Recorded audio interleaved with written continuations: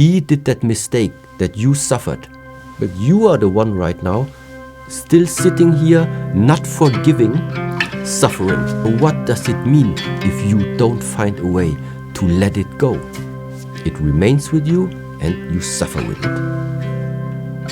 It's your choice. What is the alternative? Today's interview is with Master Shi Heng Yi of the Shaolin Temple Europe.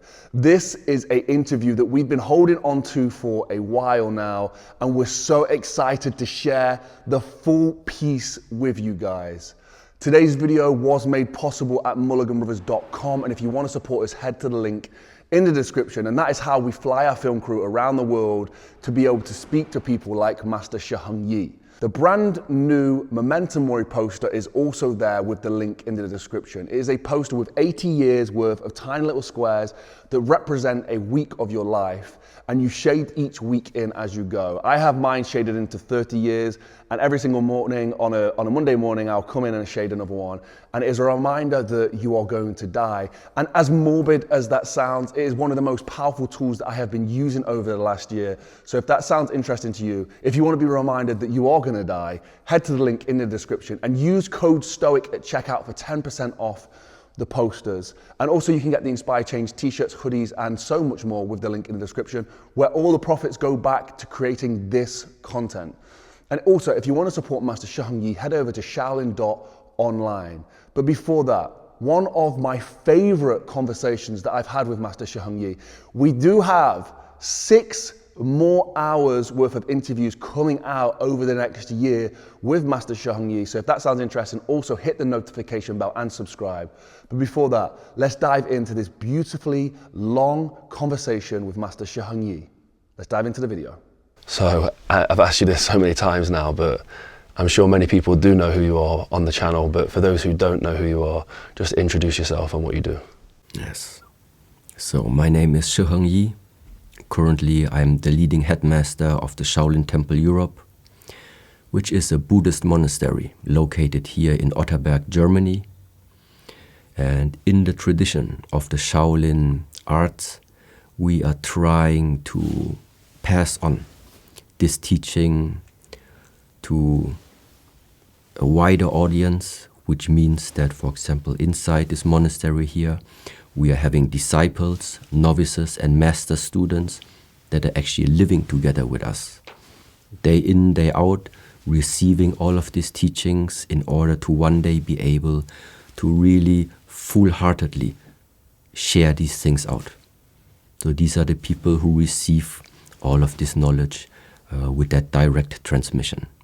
But at the same time, we also have people that either don't have the financial possibilities to, let's say, visit us here in the monastery, and therefore also this possibility right now to have the chance and share some of these methods through the different online channels is also something where I think it belongs to the modern times we're in right now, because it doesn't matter through which channel people are getting the message. For right now, the focus of me and the focus for this organization is first of all that there are things which need to come out right now, as fast as possible, and that's it. For us, that's a very similar message that we want to put out there. Is we feel that there's a lot of things that need to be said, a lot of inspiration that people need, and we want to put that out there. That's why we've come to you. Last year we had such a great response from the content that you was putting out with us. I think because of the setting that we're in, this is a nice question to open with, and I want to open with like trying to find light within the darkness, or trying to find hope in difficult times. Okay. So let's start taking this question quite literally, meaning it's too dark. So the result of if something is too dark is it's very difficult to actually distinguish anything. What are your possibilities in the darkness? Because you don't see any direction, you don't see objects in the darkness. So what therefore the approach is, what therefore I think must be done, is no matter which method you're using, you need to light up that space. So either you find a way to really light up that space so that in such a way that darkness slowly disappears and you slowly start to see what is in that room, what is in that space. That is the first possibility. Or the second one would be that you are developing yourself and are equipping yourself with some type of skills that gives you better abilities to see in the dark. And that can now mean, to translate this, sometimes when we are talking about seeing, we often relate it to the eyes, of course. But now there are different type of martial arts that already know sometimes things are going too fast. So fast that it's not advisable to only rely your actions upon what your eyes are able to perceive. So that's why now we are increasing sensibility and sensitivity in other areas of ourselves, which means the sensitivity of your touch, the sensitivity of realizing noise. Yeah?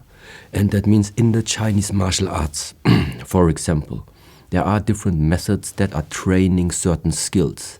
The skills to better listen. But listening, this time not meaning listening with the ears, listening while touching and being in contact with the person. That means the sensitivity increases of how you are starting to perceive your counterpart, let's say. And now translating this into the question, how can someone now who finds himself in this type of darkness, so what can he do? And there I can really only say there are a lot of different methods out there. And every door needs one certain key. Sometimes the Shaolin methods are not always the proper ones to just be offered to anyone. Sometimes it just doesn't fit. But the principle behind all of this is, see, this feeling of darkness in the way, this feeling of something is, it's closed to you. So if I right now just replace that word darkness with the term that something is closed, the possibilities are closed because there's nothing to see. You don't know what to do. So what are we doing in the different methods now in the Shaolin Temple? Number one step is open the body or open the human. Open the human not only in terms of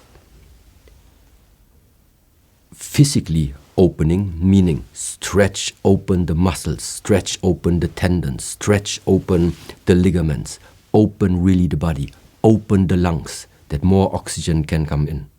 But also means open the mind. Open the mind meaning to stop, to realize whenever you are in a way limiting your views, for example, limiting your own perspective. And by regularly practicing, every day we have exercises to open the body. Every day we take care that we are opening and stay with the open mind. This openness after time is something that we are then starting to incorporate into our being, into our daily life. And this is what opens then the doors again. The more open you become, the more you will see once again the possibilities that are out there. And now, practically speaking, what should you do? Increase the level of activity. That is like, if you want to have a one straight answer, if somebody finds himself in a too dark place, increase the amount of activity. Which means spend a lot of time outside while the sun is shining where there are a lot of people. The opposite is you're in a dark place and you stay at home in your four walls. For some time, it's sometimes necessary, but this is not going to be the solution. So that means if you by yourself cannot create that light, then we have to somehow try that the circumstances on the outside help you, support you a little bit along this way. And it can be quite similar being also seen with this monastery. If everybody would have the ability to bring out the self-discipline, you don't need like disciplinary masters. Meaning you don't need a monastery also that takes care that you are keeping that external rules and the external structure.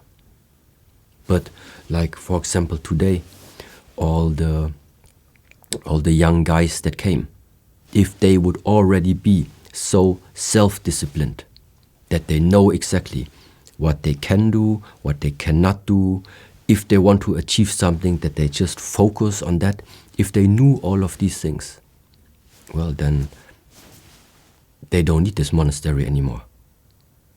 But the point is that no human being, or a few, let's say, or very little, it's difficult sometimes if you are surrounded with different environments to always remind yourself back again. What is the state of being to keep on walking? And therefore, if it is not existing in the beginning coming from yourself, that's why we need sometimes external support. And the same goes for the question if somebody finds himself in that place of darkness. Either you find a way that you can find some light in there and then make it shine brighter from day to day. Or you need support. And this support at the same time can also mean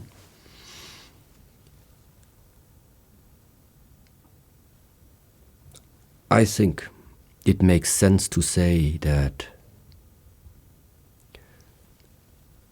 if you are looking for external support, you need to find the persons that already solved this problem, that already went through that darkness, that already had been in that darkness. Because if somebody has never been there, what are the answers, what are the solutions this person giving you? From which fundament are they coming? On behalf of which basis? So that means sometimes the answers to such questions, they must come from someone who already had experience in that area. Because all other things are sometimes assumptions, book knowledge, which doesn't mean it's wrong, but it still is quite different. If you are talking sometimes to people where you know they went through something, this is not talk. It's talk from their experience. Yeah. I want to take it to the disciples and bring it back to what happens at the core of this monastery. And for me, we're talking about sort of difficult times in people and hard times. And I see such a routine and consistency and, everybody's got their roles here and responsibilities. How important is it, first of all, to have those roles and responsibilities? But typically, what would somebody who visits the temple or becomes a disciple, what does their routine look like and how does that affect them as a person? So as a general explanation, I have to start like this, that this monastery, or the way in how we are trying to, let's say, share something, the way how we are sharing knowledge, it's not normally by giving out something. That sounds now very strange, but disciples who come here, our guests that are coming here, it's not that they are coming here in order to wait and to receive something, meaning, to be honest, there is nothing in a way besides talking to them that I normally try to give them. The reason why I do talk to people that come here is because my aim is to take something away from them. And the whole approach of this Buddhist monastery, of this ancient way of teaching, let's say, it's different to what you see nowadays in the world, because it seems like it's always about adding something more. You are learning something because you think you are missing it. You are going to another country because you think you are missing that experience. You are trying out another type of food because you think you are missing that taste. So that means the general idea, which is at the moment existing, is every time when we as humans feel something is lacking, the answer is just consume more, which means just go out and look where are you going to find something that is going to fill up that gap, to fill up that hole that you are feeling. That is the approach that we have outside, which means something is missing, no problem, somewhere out there it is, you just pay the money and then you're going to get it.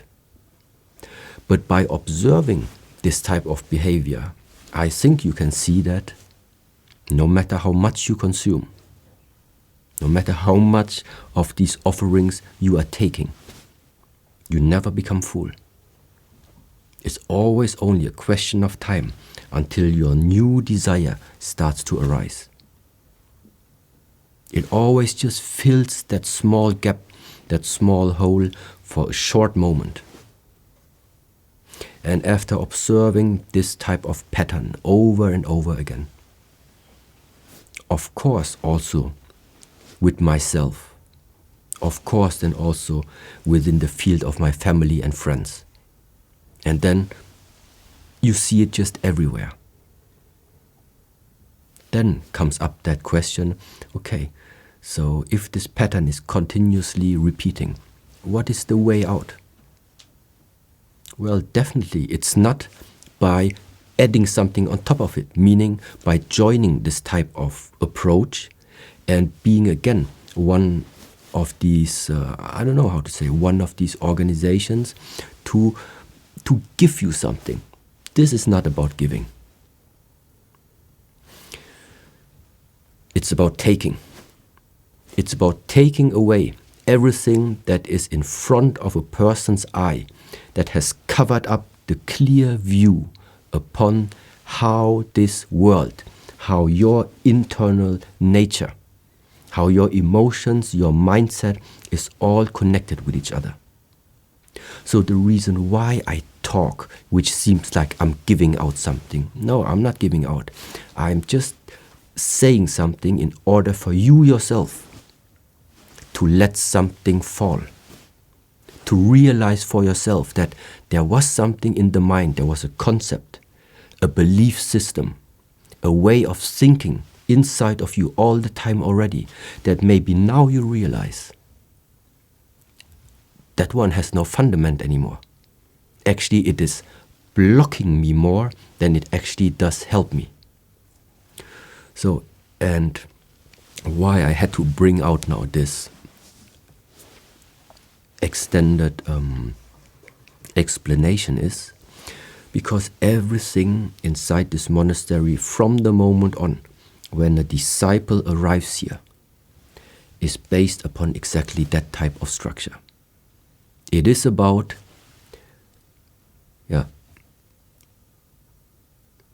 taking everything away from that disciple. The way of how he's thinking, the way how he is moving, all of this. Because once the cup is empty, now it can be filled up again. So that means the initial stages, now regardless whether it's a disciple or if it is new guests that are coming to visit us. Of course, we know that these are guests that maybe also have paid some contribution fee to join here. So of course we know they are guests. Therefore, sometimes in this Western world now, I have to say that I have to find the balance between being gentle and nice to the people, but at the same time keep the right teaching method with them. And the right teaching method means you are not paying to come here in order for me to be nice to you. You come here because you want to learn something. And I observe you and I try to figure out what is it that might be the key that you learn to let go of something. And this letting go is of course going to be uncomfortable. Why? Because it is something that no one normally in this world already started to teach you. In our school systems, in no matter what system, you don't find the subject how to let go. You find the subject how to get more. And so that means in that moment when people are getting confronted the first time with this type of teachings, it's uncomfortable. But it is very similar, like at least when I try to compare it, many people can criticize you probably. But if your father criticizes you, it has a different value. Yes? It hits deeper. And similar like this feeling that suddenly something has hit really deep, has packed the core. This is the essence of what we call the Zen teachings, the Chan teachings, where the Shaolin Temple belongs into. These are the teaching methods, meaning getting out of the comfort zone is part of the process.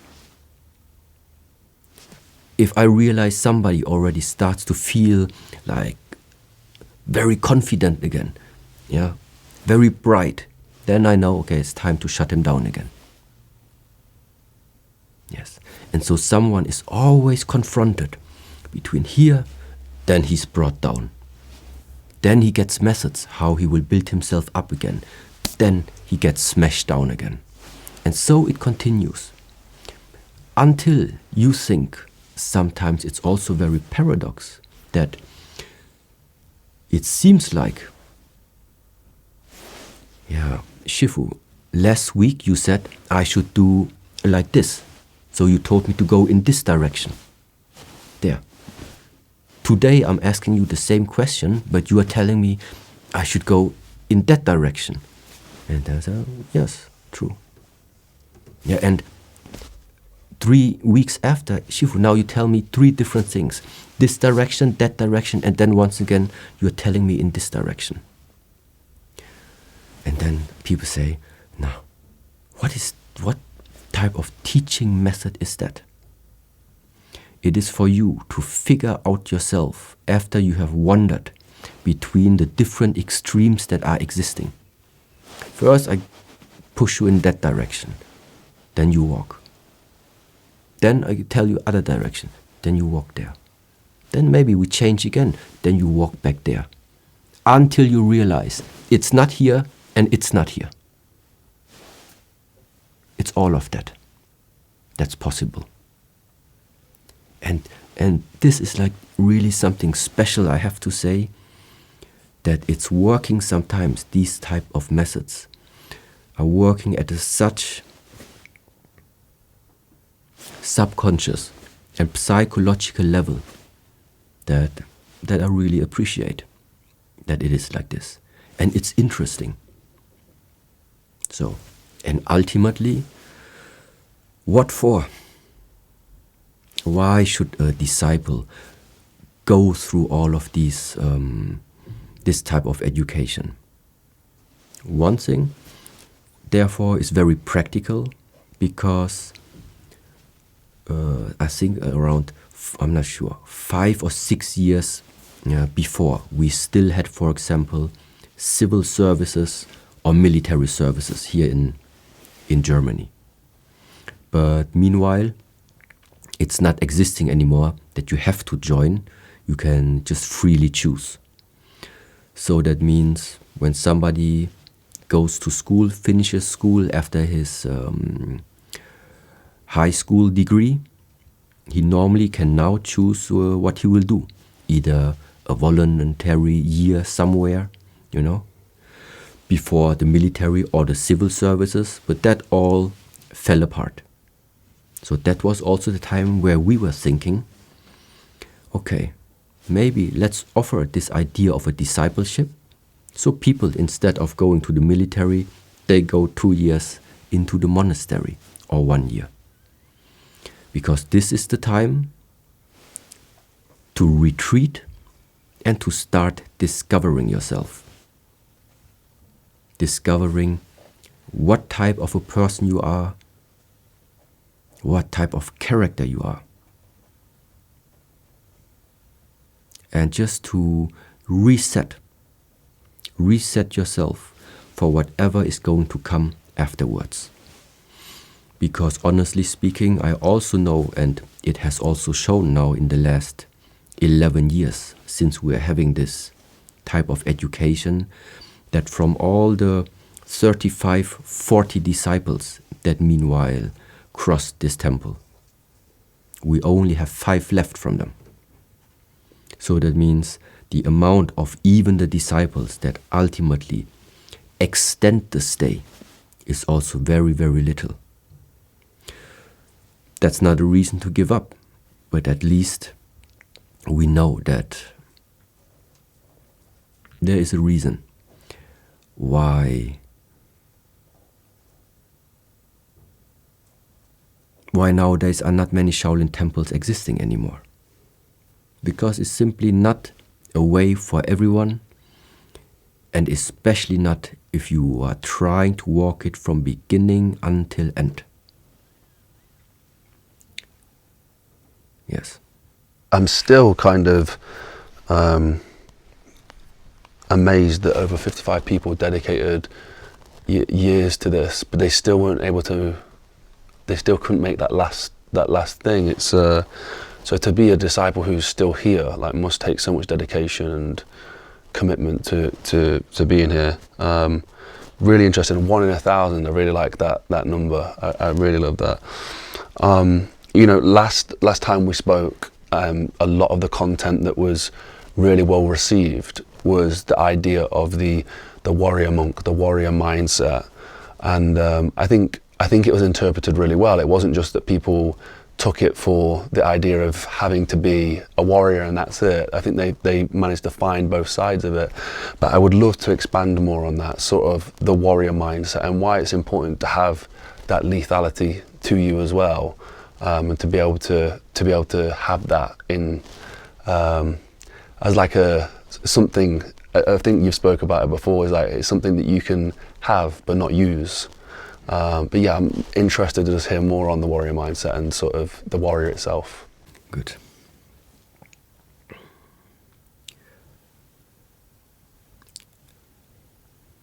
Yes, I want to try and maybe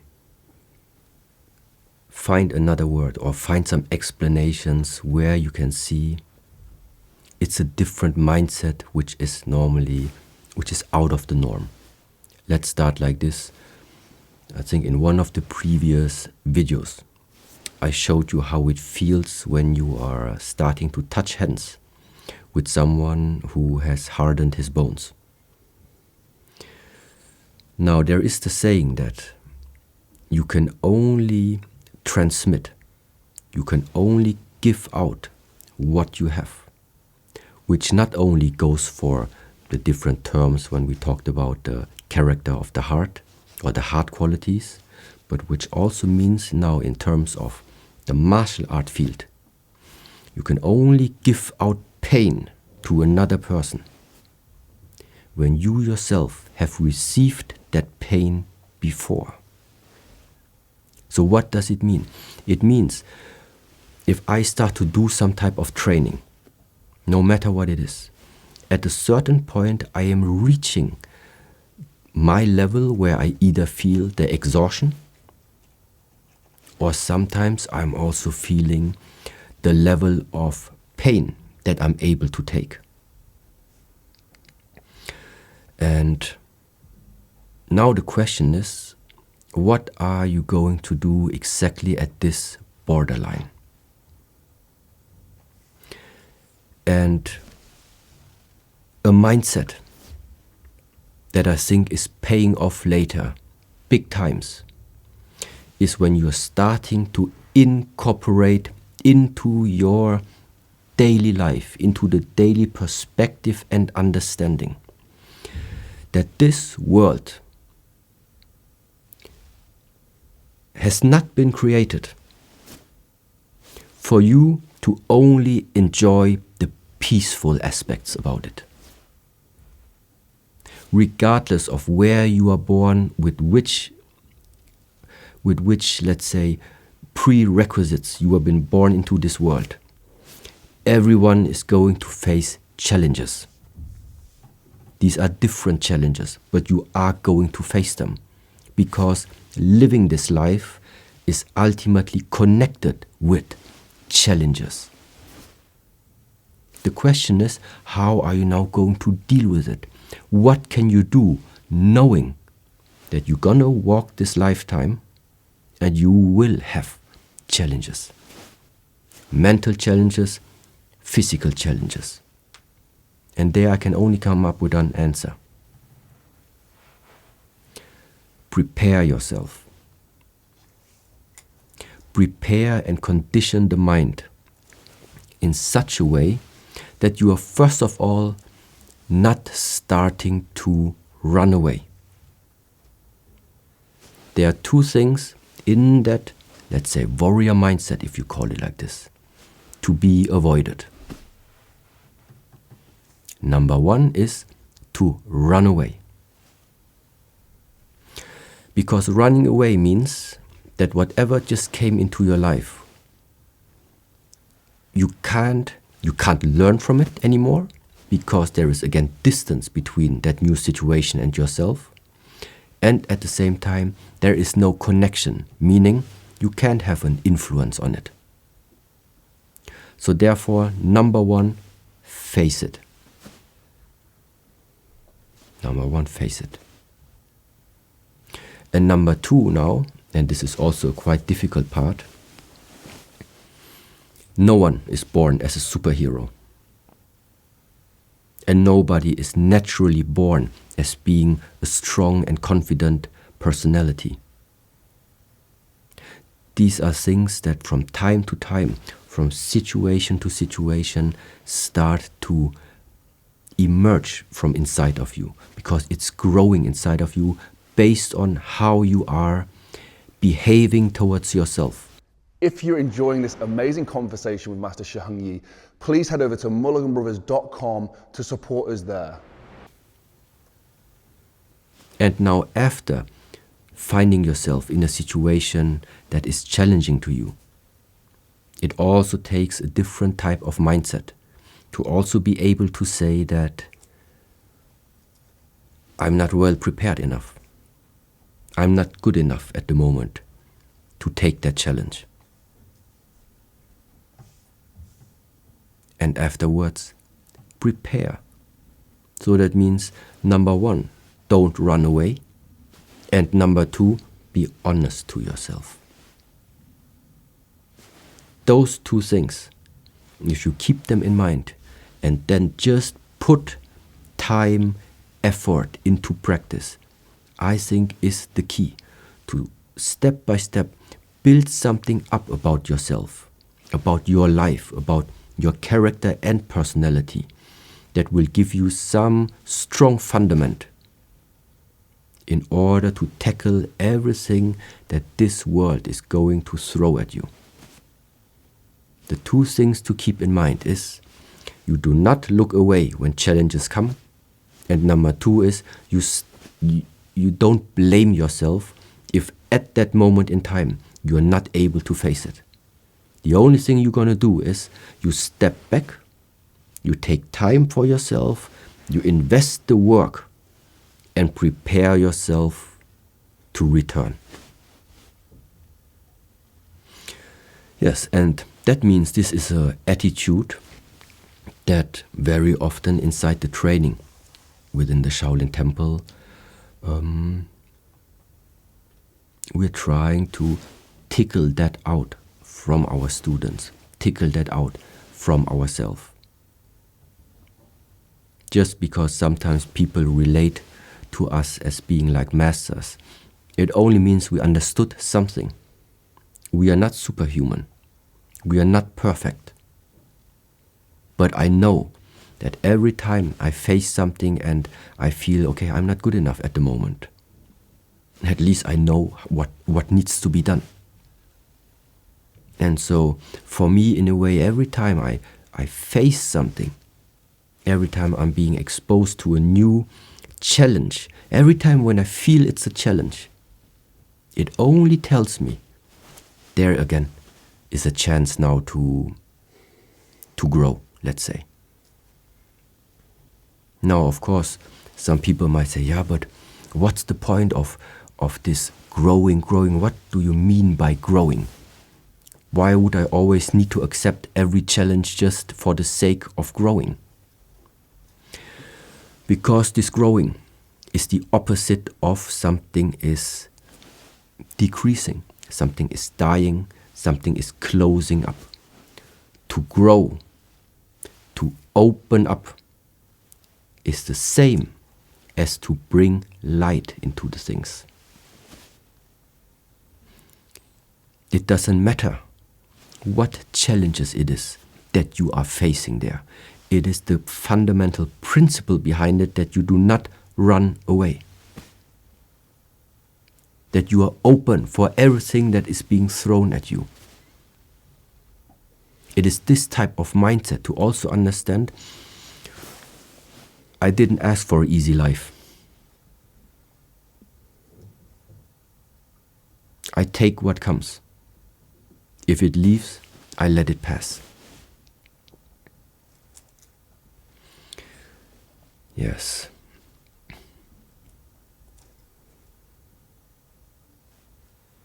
I love the idea of those hard times of developing a mindset. And I mean, we've spoke about this for years, about developing a mindset as seeing those as opportunities for growth, to see challenges as opportunities for growth.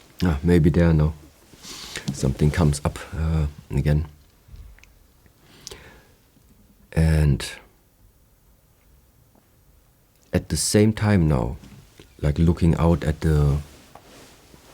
in the society, I also think that sometimes this strong mindset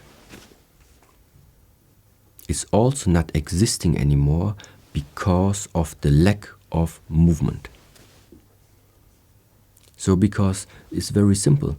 Look, even in the disciplines that you are practicing, lifting the weights, there is that moment where the animal comes out. There is that moment where it's like your animal instinct comes out, which is producing suddenly more of this power. There is something which wants to push through it. In the different methods of what we are practicing here, there are also things to call out this type of instinct. But now, the MMA fighters, they have it. Everybody who practices this type of physical activity that at some point is related to a very high extent of energy, let's say. You have that moment where you need to push yourself to bring out that energy, to bring out that fire. But if your daily work, if your daily week is only sitting in front of your desk and doing, I don't know, office work, that fire doesn't come out. And if it comes out, it goes in the wrong direction. It goes in the direction of the head. It goes into the head because you're angry about something. But this fire of angriness and the fire of motivation are two different ones. Because the fire of angriness is something you cannot, in a way, control. But the fire of motivation, the fire of trying to achieve something for a better version of yourself, is something that if you practice it long enough, you can recall it. Because you have that fire inside of you. And this is where I also think that sentence, strong mind goes together with strong body. I think there is a similarity with it. Because you cannot reach to have a strong body if there is not the fuel behind it that gave you the push, the motivation to do so in order that you finally develop in that direction. So, and a lot of different jobs that are existing nowadays, or let's say the lifestyle, it is the lack of movement, it is that lack of physicality, and therefore also the lack of that mindset. That when hard times come, you just push through. And yes. When I'm lifting weights, or we're going for maybe a long run or something really, really difficult that's testing the body, that it does feel very animalistic. It almost gets quite instinctive. Is there any ancient philosophies or anything that sort of encapsulates that, especially with the Shaolin training and the Kung Fu and the fighting aspect of it? Is there anything that sort of encapsulates that? Yes. I think in the field of Kung Fu, if you start to get into this field, you will realize pretty quickly that there are, for example, animal styles. So, and now I have to say, to be cautious. There are ways and styles that call themselves animal styles, and when you look at what is being performed, it also has some similarities definitely to that animal that, for example, you're representing. But nevertheless, sometimes we are also in this trend, meanwhile, that a lot of things are to show off, which means looks like a tiger, but that's about it. Looks like a tiger, but doesn't feel like a tiger. Doesn't have the characteristics like a tiger. And so the best example I can just talk about is when you look at monkey styles. I know two different types of monkey style. The one that is being performed in the modern way of the Shaolin Kung Fu. And I have witnessed a monkey style which is different. Yeah, many people you just need to look for the monkey fist in Taiwan. Monkey fist in Taiwan. This is Grandmaster Zhang Yushan, the one I mentioned a few more times already before. And the reason why I, for example, searched contact to that Grandmaster was because I saw something that I have not seen before. And this is not that he's moving like a monkey. And it's something different. It is something that changes from 1 second to the next, and now it's finished. Now is end of the story. Something has dramatically changed there. And now even if I try to talk about it like this, I cannot express it. Yeah, But I think there are many, many documentaries also already out from him that people will find if they're interested. But his way of what an animal style really means, it means that you have methods that are bringing out very, very animalistic and deep-rooted instincts about yourself. I can only guess why it is like this. But one difference maybe between animals, or when you are tapping back into your subconscious or instinctive mind, what it means is there's only one thing your instinct wants: survive. There's nothing else. It's survive. And so everything, in the moment you're tapping into your instinctive realm, everything is activated. Everything is activated to fulfill that mission. And now, we as humans, that's the next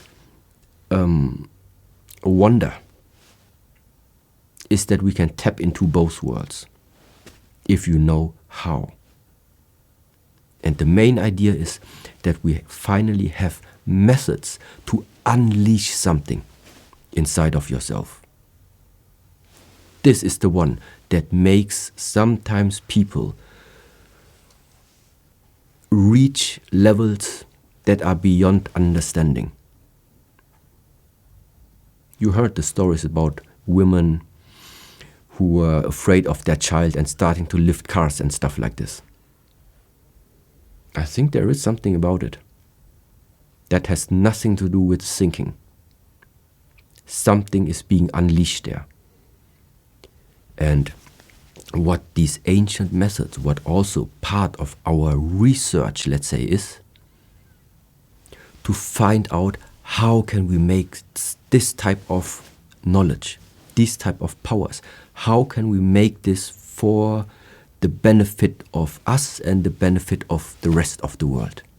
How can we tap into this type of knowledge without this being just like a coincidence?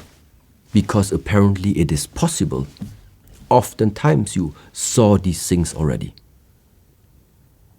You saw the different abilities people can do just by conditioning their body. So what is all of this mindset? All of these sharings, all of these methods, what is all of this about? It is hopefully about that the next generations who come after us are not going to be weaker than us. They should be a stepped up next generation, next level human. But this is only possible if you do not neglect everything, all the researches that have been done already in the past. No, sometimes it's always about modern technology, look into the future. Yes, of course, but there are some questions. You don't need to reinvent the wheel again.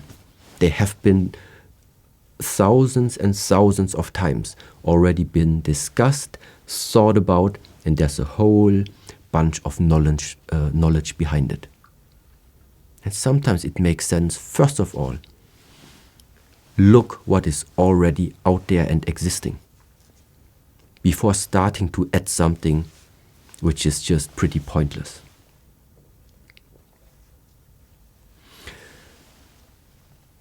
And so on the one side, having access to knowledge, merging it together with the right mindset, how you personally look upon walking and spending this lifetime of yours. Those two things coming together, I think, carry a huge possibility that you can unleash something special about yourself. This is the main point to share. This is the reason why I share. Because I think everybody can be more than he thinks he is right now. and you do not depend on anyone to tell you or to give you any type of certification, any type of graduation, I don't think you need this to become big. Everything you need to become big is there. It's just you need the right methods and you need the mindset to make it grow, that fire. And at least I still think there is some positivity out everywhere. And everyone has that fire. And it's always just in the moment you realize you have that fire, then you need to stay with it. Cultivate it, day in, day out. And when it starts growing, it's a different life. It's interesting that you was talking about in modern day that some of that's getting lost amongst people. Ancient teachings, old teachings are getting lost. And one of the questions we had a lot from people is about what it is to be a man and the identity of that, and you know what that means, because at the moment it seems like a lot of people are confused, and I think we have a lot of young men watch our channel. In fact, it's the highest viewership is I think it's between 20 and 25 young men who watch these videos, and a lot of them are confused of how they're supposed to conduct themselves, how they're supposed to be. I'd love to know like your opinion on that.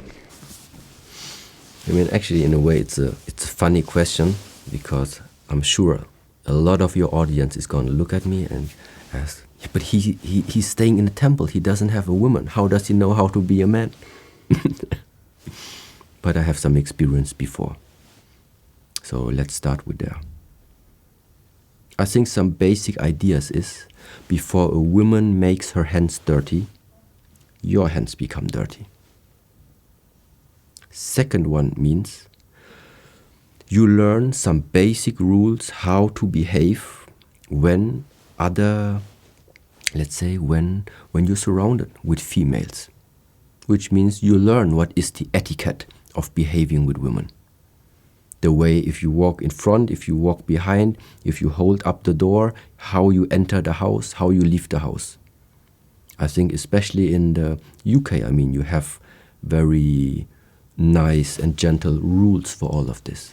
How to be a gentleman. I think hidden in such small details is already the beginning that of course there is some type of equality between men and women. Yeah, that you're both human. And afterwards, in a way, it ends. Because male have a male body and female have a female body. The body by nature already was, let's say, developed to fulfill different functions. So when you have been given already that male body, made to take stress, made to work, made to move, I think you should do this definitely. Which means you need to do some activities to build yourself up and look manly and dress manly. This is not about judging if somebody prefers to wear a different way of outfit, a different way of fashion.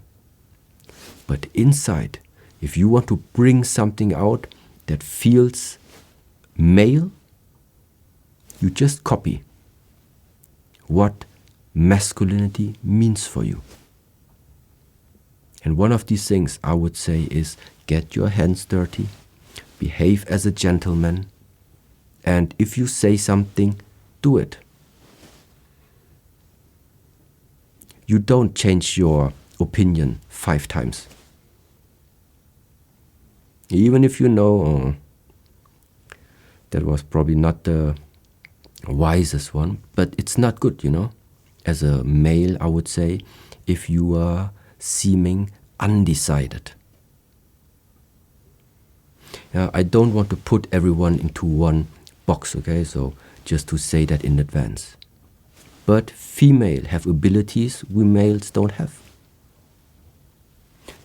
For females, it's way easier to connect. That's one of the things.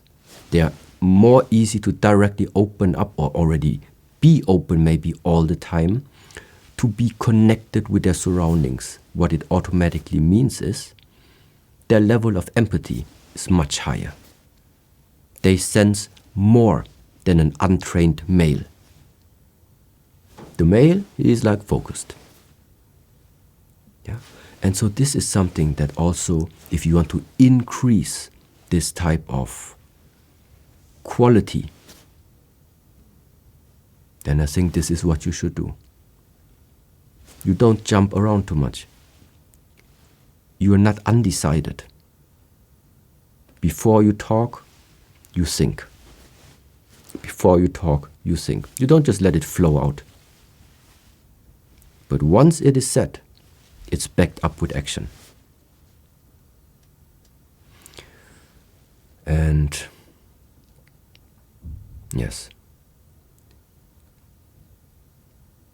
But like I also said before, I think there is a history in all of us which cannot be changed, which means where we come from, what type of genes has been given to us. Yes. But at the same time, I also think that everyone in this world is absolutely free to express themselves in whatever way they feel like. It's just the fact that I can also see that some virtues, not even virtues that are being represented from the Shaolin Temple, but general virtues within the society are starting to too much become mixed up and starting also to like disappear. And therefore, I think it was a really good question to sometimes pay attention to the fact that what has been given to you sometimes needs some care. And that masculinity has or is connected to some type of behavior and to some type of action that when you more often practice them, more often do them, when it becomes your habit, automatically a different quality starts to emanate from you. Yeah. I think if we're looking back into, not even far into history, but it was very common to have figureheads or role models, mentors, and I feel like that's changed a lot recently, and people maybe don't have that structure anymore. I also see yourself as you literally take pilgrimage to go see your masters or mentors to gain knowledge and wisdom from them and learn lessons from them. How important is it to have mentors or masters or people that we can learn from and take knowledge from? Okay. It's impossible to walk this path only by yourself. Forget it. Everyone has the possibility to unlock something very, very special about him or herself. And it's up to your actions. Ultimately, it's you yourself who also is able to unlock it. The only problem is that sometimes you need the key to unlock it. It's not that you cannot do it. The problem is only you don't know how. You don't know where to start. You don't know where to look. And this is why sometimes in this lifetime you are meeting someone that we call a teacher, that we sometimes call a master. And why is it that we then start to follow that master? Because he has the key. Ultimately, afterwards, after some time, you have received the skills. It was you who put the effort into doing the training, doing the research, doing the work. Ultimately, it was you. But it was him or her that gave you that spark, that gave you that key, that you eventually started doing it. And this is why sometimes you need these people, because they hold the key for you to enter into the next door. They are the gate holders, the gatekeepers.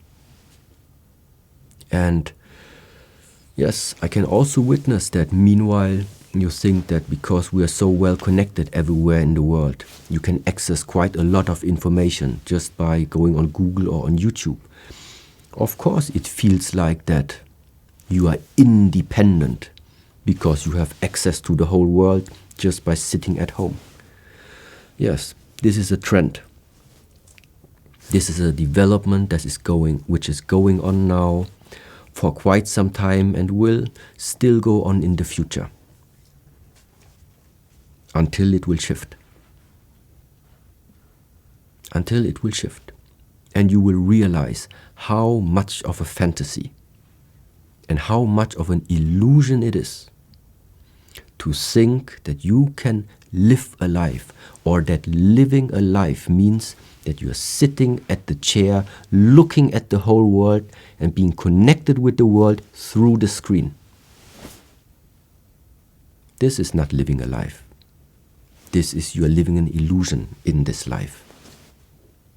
To live a life is you look at your hands, you look at your body, and you go out of the house. You do the steps. You do what makes your body sweat. You breathe in the air. You have physical contact with people. You talk face to face with people. This is living life. The other thing is sad.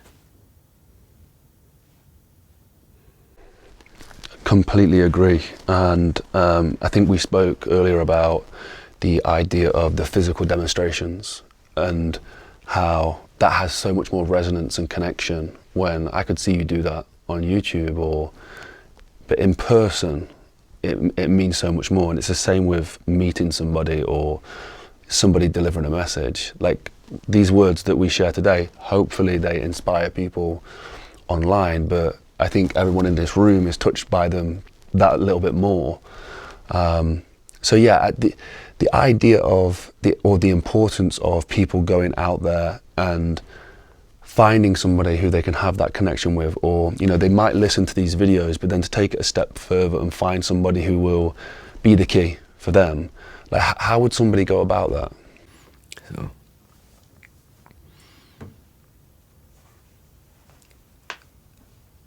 the goal, the ultimate goal, let's say, the easiest way for us also, if someone is interested, to share this type of feeling. How does it feel when you finally having this spark of life back into you? The easiest way to transmit this is when you are spending time with someone who has the ability to unlock that fire. So what does it mean? The best would be show up here in the temple, live the life together with us, live the daily structure with us, talk with the people that are here in the monastery. And just immerse yourself in the normal 24 hours in the way how we are living over here. That would be the best case. Now, unfortunately, not everyone has either the spare time to come here, or the priorities are not important enough. And sometimes people also do not have like the financial capacities to come over here.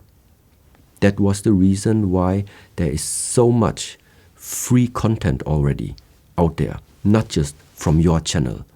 We also have like a lot of different platforms where you can access all different types of teaching, no cost at all. So that means there's also no excuse to say that you cannot access these courses. But then afterwards, everything that we share out, the more free suddenly it becomes, I have to say. When you are starting to have free choice, there's an advantage to it, of course, that it doesn't cost you anything. But because it doesn't cost you anything, mostly your understanding of its value is underrated. The practical way just means, let's say you heard somebody saying Qigong training or Kung Fu exercises is good for the body. So now you're going on YouTube and you're putting in Qigong exercise or Kung Fu exercise. What you're going to find is 50 different styles from 50 different masters, from 50 different teachers. And what's going to happen is, day 1, you choose this one. Day 2, because you're not in the mood, the first one you didn't like so much, it was too exhausting, you choose the second style or maybe another teacher. And so what you're ending up with at the end is a patchwork. It's you mix together out of everything that's in a way accessible, but ultimately what comes out is also unstructured. So that means there is a downside as well to everything when you are able to freely choose for yourself what to learn. And this is now why when you are getting involved into no matter which field it is, everyone has his own dedicated system sometimes. Because a systematic approach means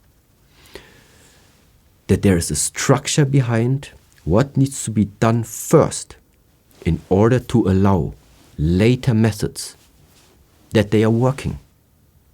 It's very similar, like you cannot do the multiplication if you have not learned before how to add numbers.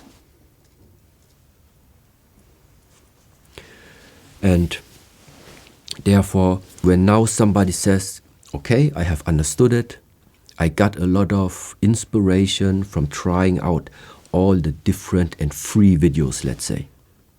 You are under no time pressure at all.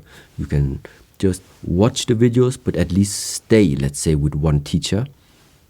Try out everything that is free. And if then that wish comes up that you would like to go deeper, then you need to take that decision to stick now to one system. And it's absolutely free for everyone to choose. And what we call this type of system is a dedicated program. So the best thing that we could have done in the past, because we had so much, let's say, request for it, is that program that I told you previously about. It's a 12-month course. Every month with a dedicated practice, with a systematic approach that makes you busy from the first year, from the first month until the 12th month. Of course, it's still up to you if you are doing it or not. But for me as a teacher, knowing you are not here directly in my presence, I do not have the chance to come over to you. The free videos are too mixed up for you to properly develop. The best thing I can do for you is I give you a 12-month scheduled training plan.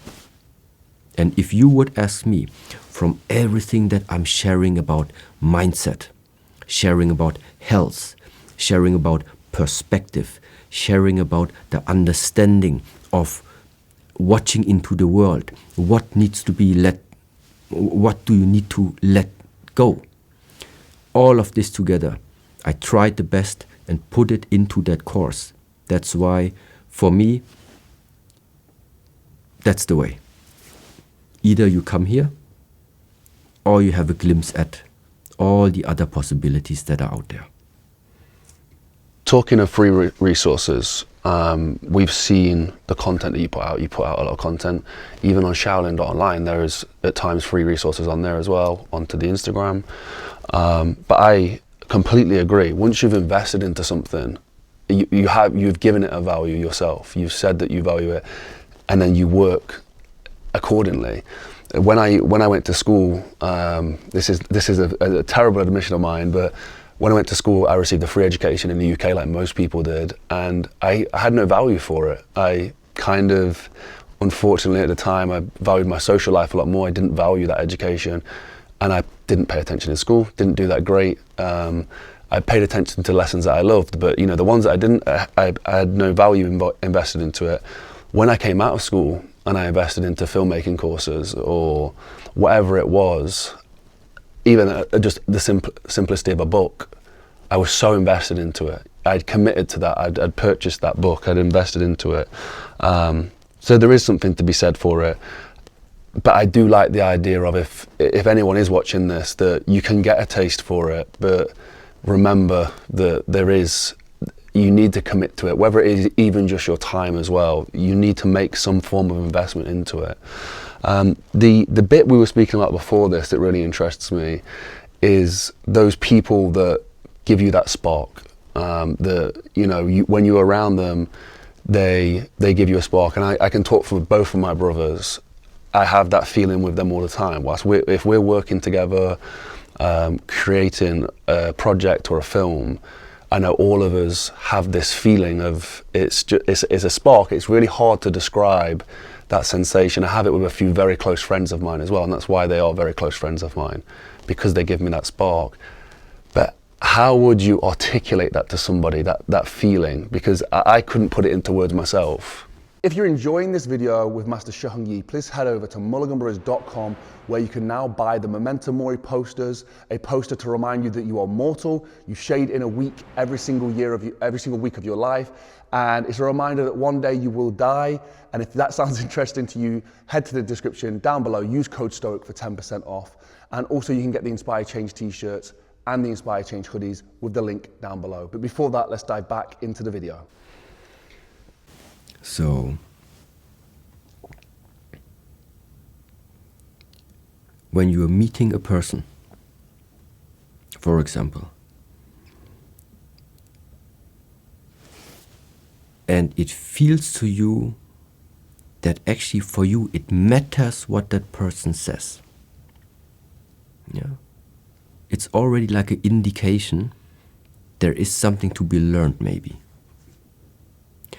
You realize even more when that person starts to talk a truth,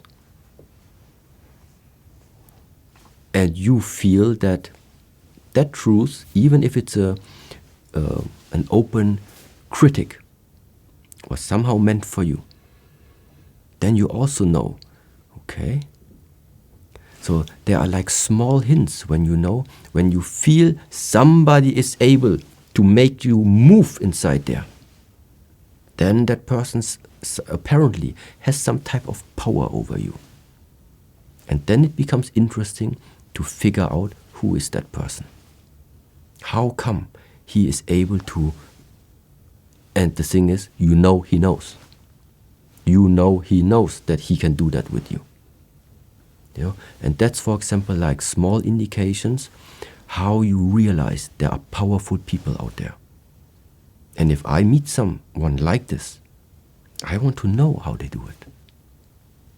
Or at the same time, I also want to know by myself, how can it be if, like, let's say you are regarding yourself already as being confident, as being strong, as being unshakable, let's say. How can it be somebody shakes you right now? So this is a type of where you learn there something gets triggered inside of you. That fire of finding out. Yes. And yes, it's really difficult to explain, as you said before. But if you just pay a little bit more attention, and this is the whole idea, that in the practices that we do, The first one, like I also mentioned before, it's about opening. Opening the mind, opening the body, opening the senses. Opening your awareness. Why? Because with awareness, everything starts. I need to be aware how many people are in this room. Then I can tell you how many people are in this room. I need to be aware he or she just said something. I think it was meant for me. You need to be aware of this. You need to be aware. All the time I was actually feeling quite comfortable and peace, but in the moment where he or she started to open his mouth, I felt I'm starting to move something inside of me. So it's awareness that opens possibilities up for you. It's the awareness to realize there's the chance right now, go for it. And this is why the beginning, this awareness is a very, very important aspect. And yes, because like I said, sometimes you are finding yourself in the period where you receive a lot of chances, a lot of possibilities. Sometimes you're in the time slot, you're in the time frame, no possibilities there. Just waiting and be happy about what you have. But sometimes those periods come where the possibilities start to add up. And then I think it is important to realize and become aware of them. To be able and take that decision. Are you going to go for it or not? Yeah, but being asleep all the time is difficult. Yeah, and that is the reason you don't want to sleep right now. You want to be awake. You want to be awake and you want to be clear. Being awake and clear. Now your life is in your hands. Being numb, being under drugs, being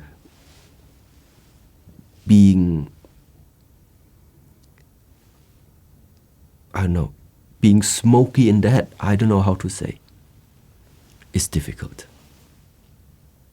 Be awake and be clear.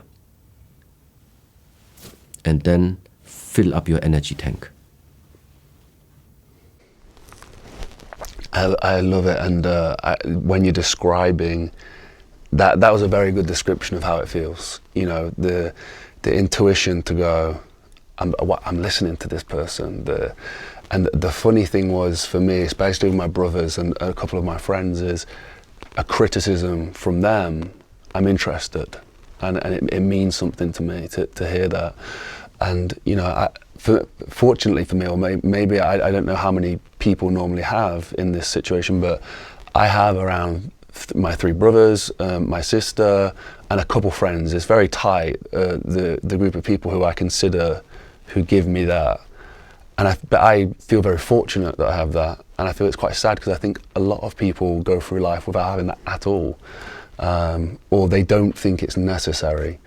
But yeah, the way you've articulated that was fantastic. I hope people listen to that and maybe notice that there are certain people around them that maybe they should gravitate themselves towards a lot more as well.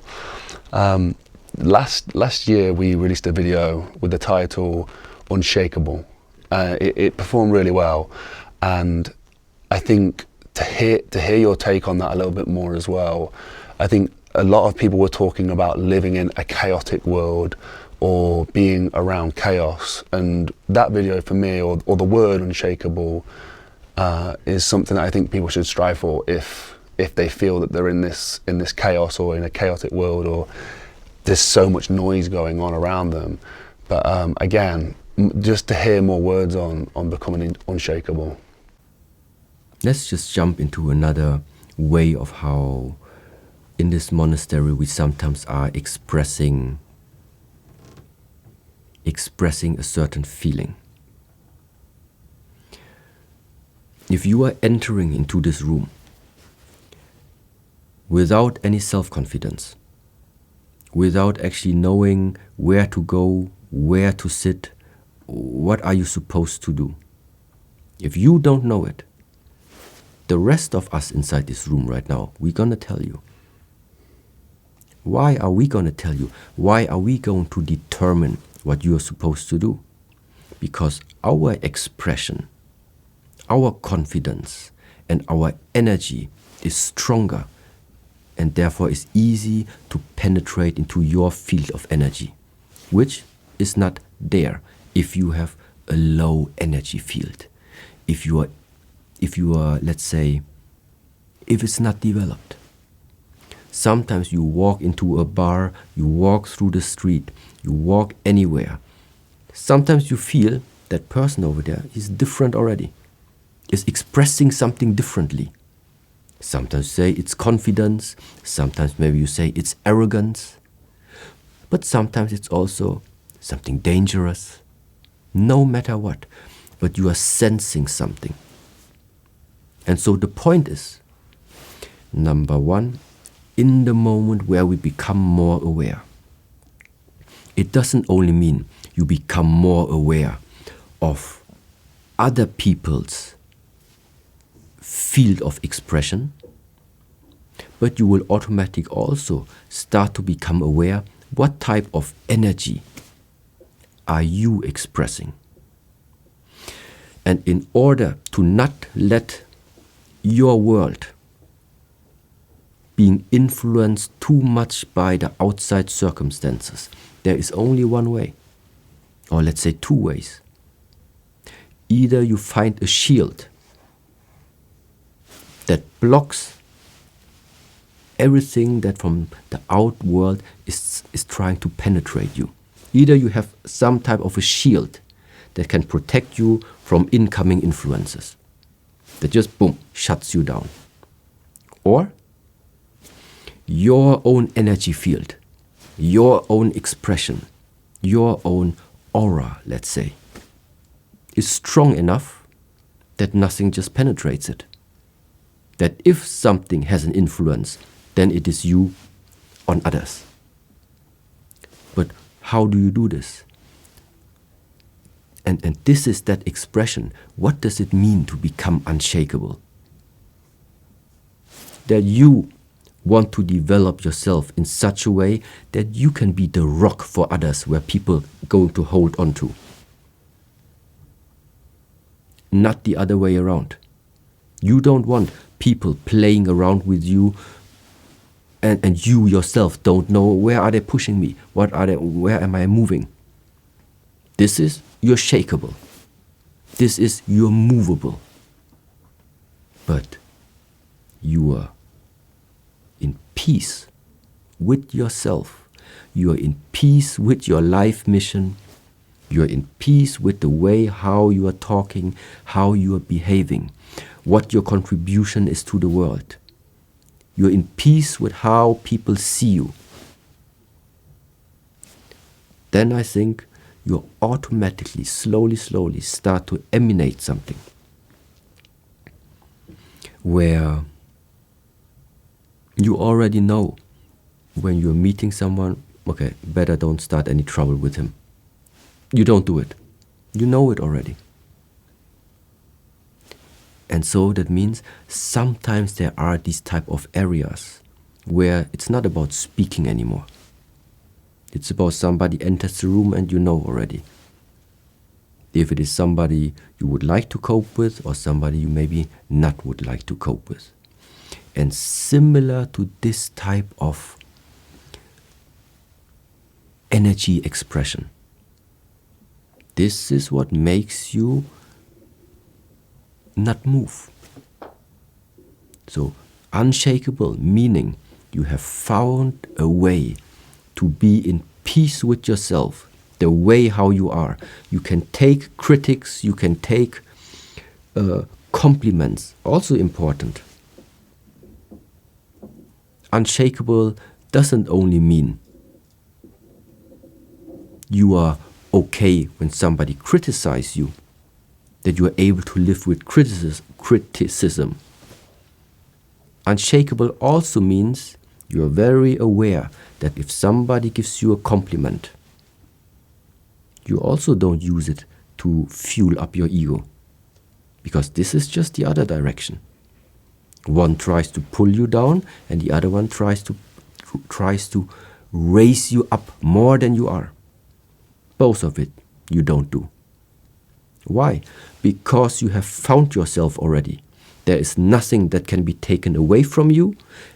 No dignity can be taken away from you. No pride can be taken away from you. And at the same time, there is nothing that can be added to you. Doesn't matter how much honey they give you. There is nothing to be added. There is nothing to be taken away. You are full and complete the way how you perceive yourself. And then I think this is a mental state, a mindset, a way of living that not just reduces a lot of problems when you are confronted with a society, but also for yourself. It's healthy. Why? Because you're in peace.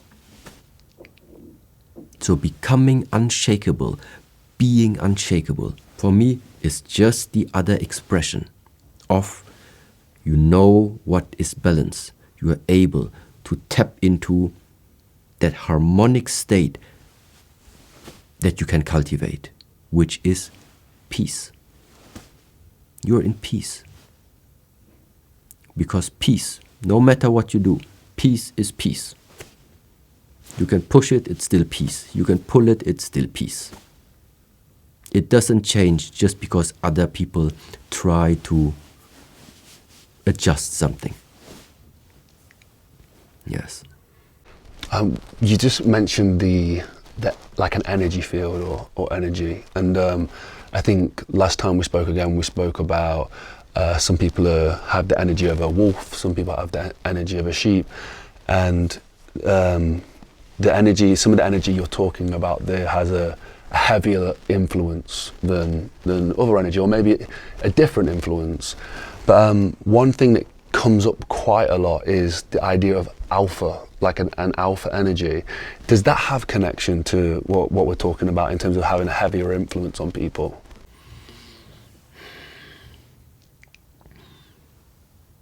I do think that there are connections, yeah, in the way how you behave, in the way what you have cultivated yourself, but also, for example, what we talked before about how do you bring out masculine attributes.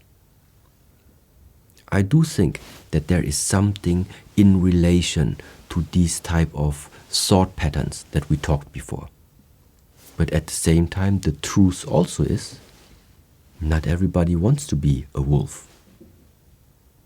Not everybody feels well to be the alpha. Because yes, it has advantages to be the alpha, but sometimes it also means as the alpha, you have responsibilities. If you cannot cope with those responsibilities, stop looking to become the alpha if you only want to choose half of it, what means to be an alpha. You want to have the advantages that go hand in hand with it? No, it's not working like this. You have to take the full package. And that means leadership position 1, responsibility 2. Just as it is with the family. But now we are not animals, now we are talking about humans. There are humans following you. There are humans listening to your advice. It's a very bad thing to use this type of influence on people and your intentions are not right. Yes. Another thing that I think the acceptance of responsibility, but I think another tough truth that people forget about is the need for discipline, and we see it a lot here. Very, very disciplined with a lot of people here. The need for discipline, the absence of it, I guess, as well in a lot of maybe modern ways, maybe not even modern teachings, but modern ways, the absence of discipline. How important is it to have discipline? How can we become more disciplined if we fell off and we don't, or maybe never had any kind of discipline?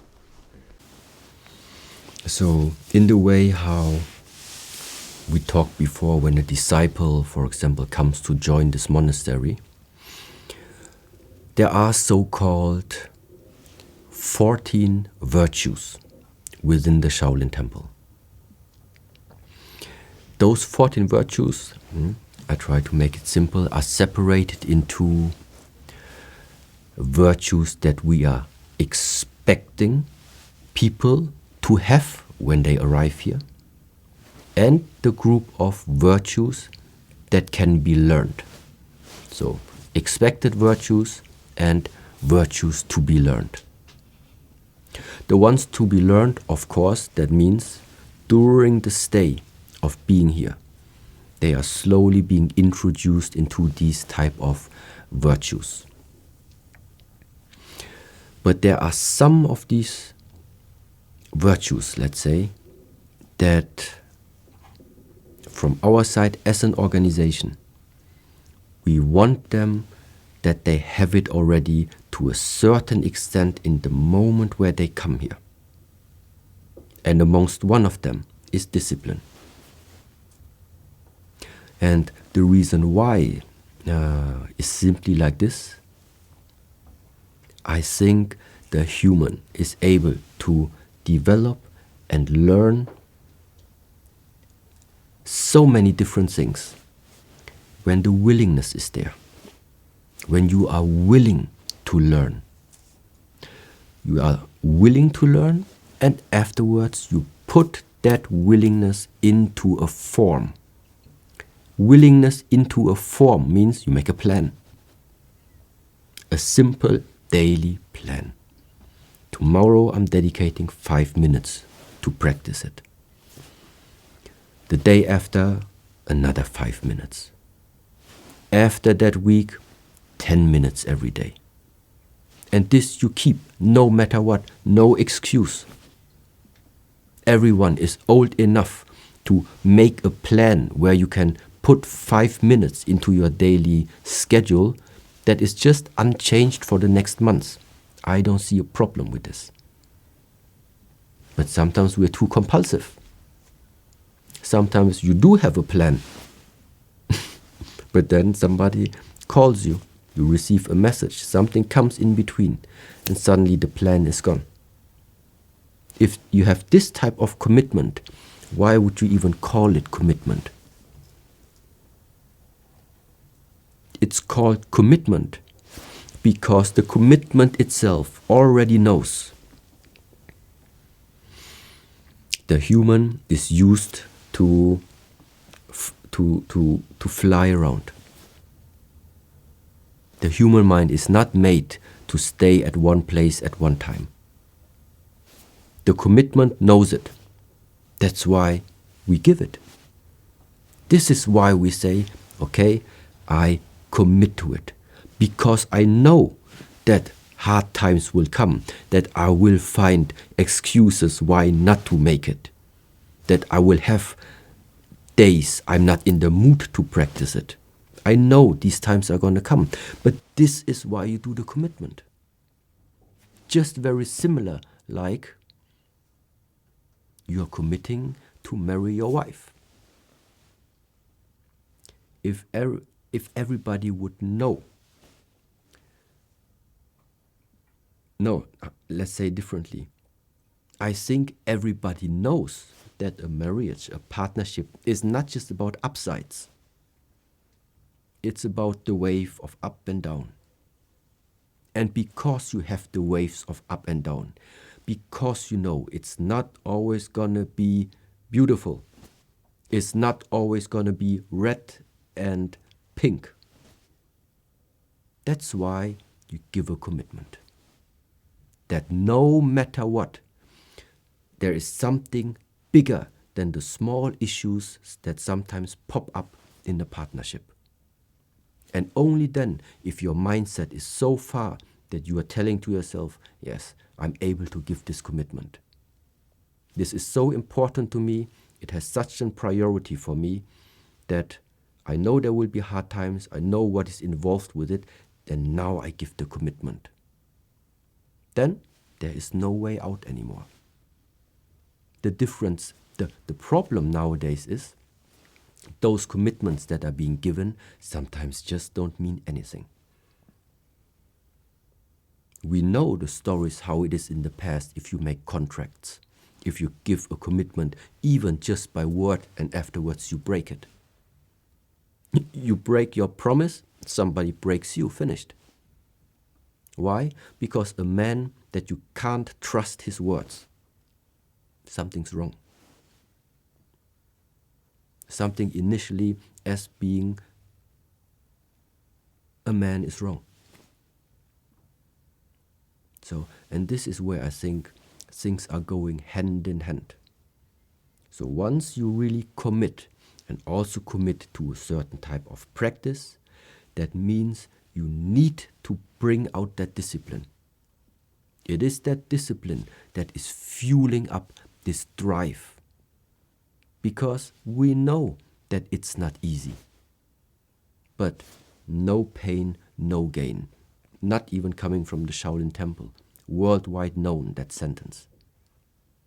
But it's like this. I can only give the pain to others that I have received already.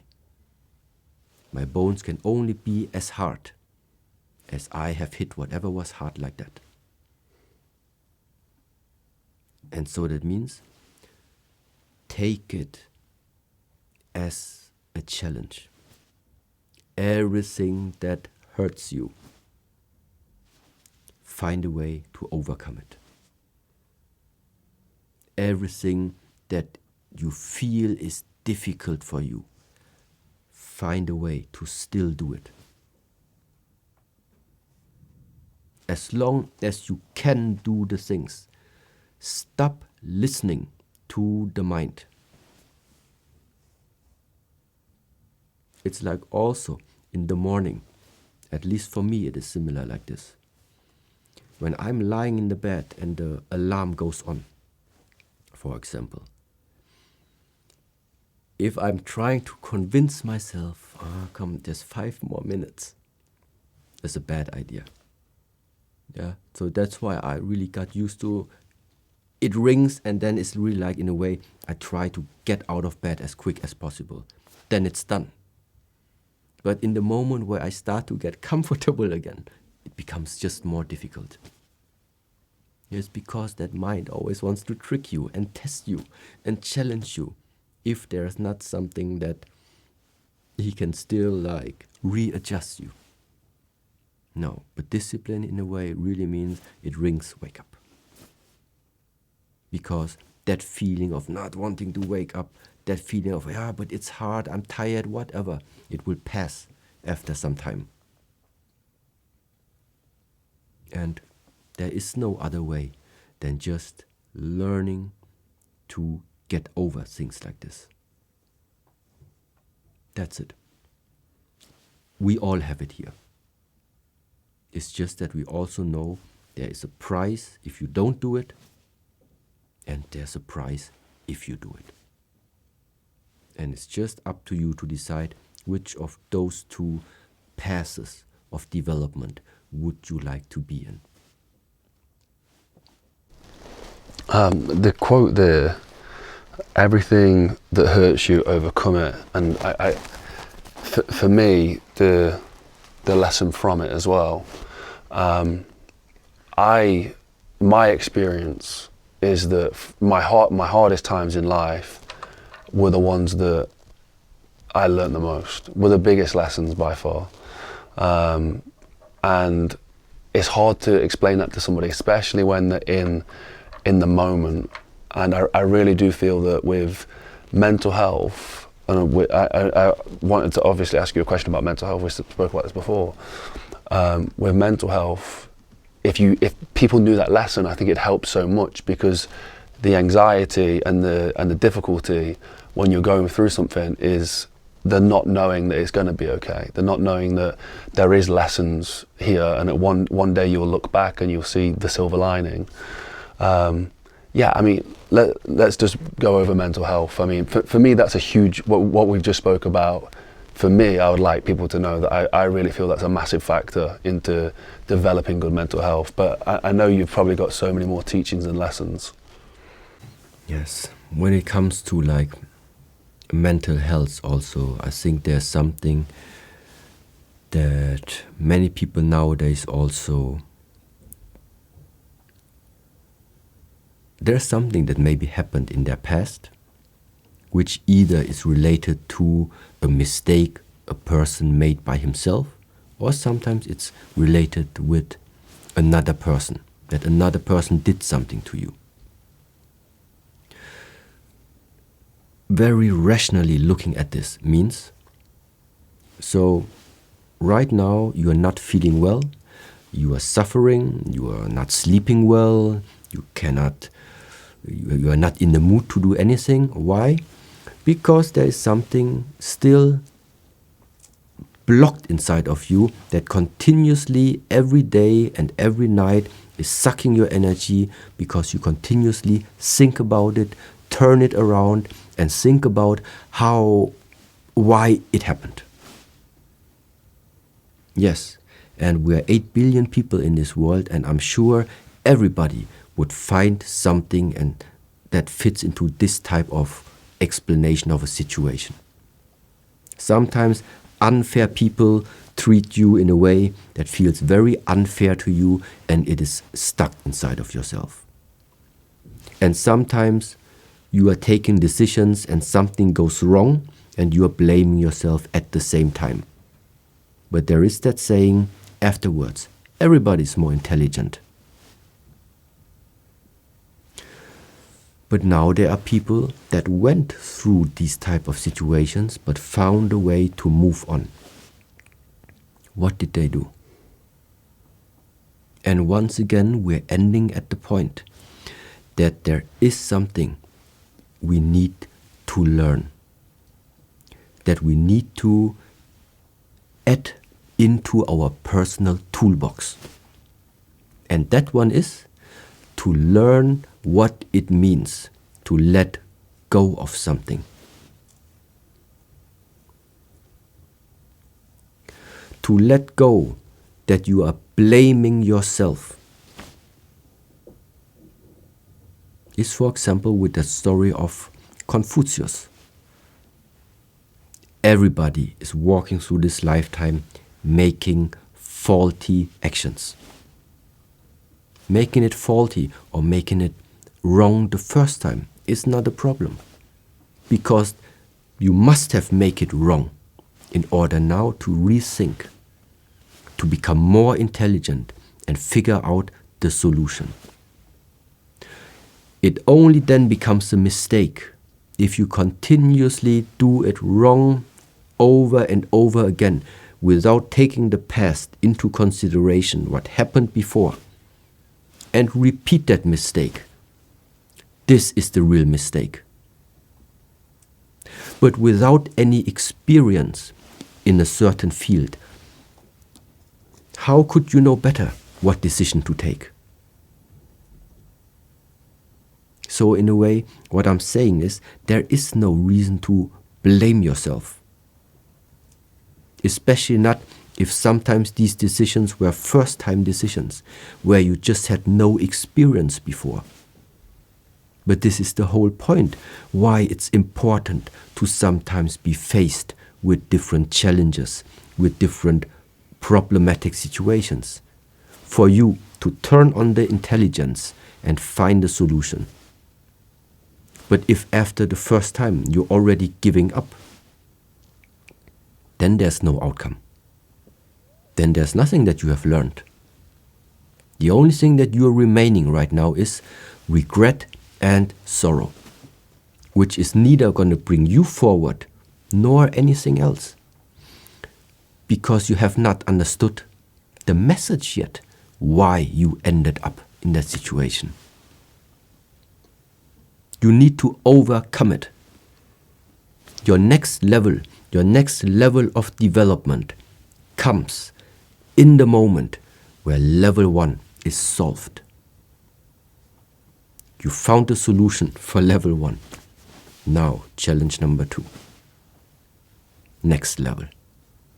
As long as you don't find the key for level number 2, stay there. Many years, repeating over and over again until you see it. And this is like the way now how it can maybe help if that mistake was up to your own, let's say, behavior. And the second way that maybe helps is to just understand, just like the tea before, you do not know where people come from. You do not know through what type of situations other people went through. Sometimes external people are overwhelmed with their own life, which is why not always is in their own control. And this is why sometimes people talk things that they don't mean like that. And why sometimes people do things without knowing the consequence of it. And so instead of blaming them also for it, it can help if you just understand and try to project it at least as good as you can towards them, that you feel compassion for them.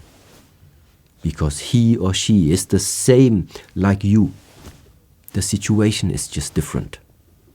The circumstances are just different. But if somebody is full and filled, if I'm complete, where the hell should I come up with the idea of causing you suffering? The only reason I would ever come up with something like this is because I'm unhappy with something about my life itself. I'm missing something. I haven't found myself. I'm not complete. That's why I start blaming other ones. That you are all responsible why I have this stupid job whatsoever. Then it's always easy. But why? Because I have the unhappiness. I'm unhappy. That's why I want the world to know I'm unhappy. That's not something to blame. This is a personality to have pity for. This is a personality to wish him, hopefully he will find his peace one day. And of course, some people will say there are things that can never be forgiven. Number 1, they will be forgiven. And number 2, this statement, it's only going to make your life harder. Because the person who caused the trouble to you, maybe he's right now even lying somewhere in Hawaii, having a great time. He did that mistake that you suffered, but you are the one right now still sitting here not forgiving, suffering, while he is enjoying his party. Something's wrong about that view. If he made the mistake, he should be the one suffering, but not you. So what does it mean if you don't find a way to let it go? It remains with you and you suffer with it. It's your choice. What is the alternative? Revenge is another field. But revenge is not gonna recreate balance. Why? Because at least in our tradition we say, nowhere in this whole world did hate ever ended hate. Somebody hates you, you hate back, it's not gonna end it. Nowhere. Hate is never the solution for hate. Now it sounds so fluffy, but just like the Buddha said, there's only one reason, one way how to end the hate. By its counterpart, by understanding. Hate wants to separate. Hate wants to cut off. The opposite of it is you have the force, you want to combine, you want to connect. And it's the harder way of having compassion with a person that gives you hate, and it's even harder to even start to develop the feeling of love towards that person. That's why we call it is a practice. Thank you so much for today. I think I could talk to hours as always, but we have more time in the future, so I feel like we can pick up on some of these talking points again. But this conversation has been amazing. I hope everybody gained something from it. I personally have taken a lot from this conversation, so it's been fantastic. Thank you as always. Very happy to hear, and you're welcome. And what a wonderful conversation with Master Shi Heng Yi. This was one of those moments for me that I'll cherish forever, because it really did open my mind. There were so many different discussions, so many different topics. You guys may know, if you've been following us on Instagram, there's been over 150 million views on the little clips from this video. So if you want to, you can follow us on Instagram and at Jordan Mulligan Brother, at Mulligan Brothers. But 150 million have seen these teachings so far, and it's because there was so much value in this one conversation. We had 6 conversations. So please, if you want to see those over the next coming months, hit the notification, hit the subscribe button, become a channel member if you want to as well, to see behind the scenes. But the content from Master Shi Heng Yi has been unbelievable, and we are planning to do some work in the future as well. So thank you so much to Master Shi Heng Yi. Thank you so much to Shaolin Temple Europe. You can support them at shaolin.online as well. For me, going to the Shaolin Temple was a huge eye-opener. The documentary that we created, Who is Shi Heng Yi, is on the main channel as well. And all of it was made possible at mulliganbrothers.com. You know, to get our film crew, to get our cinema cameras, to get our lighting rigs, we had to drive from the UK all the way across Europe to Germany with our production crew to film these projects. And that's how we do all of our projects. We either fly around the world or drive around the world.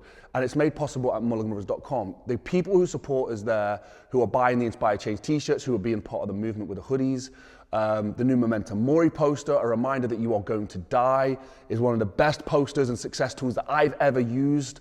The journal, the Not a Journal, all those things, literally the money from that goes back into creating this content. So I cannot thank you guys enough. Inspire Change is a movement. It is something that we are so passionate about. We pour our heart and soul into it. It means everything to us. And without your guys' support at mulliganbrothers.com, it wouldn't be possible. So thank you so much. We cannot thank you enough. And everyone who's become a channel member as well, thank you, thank you, thank you. Guys, thank you so much for watching.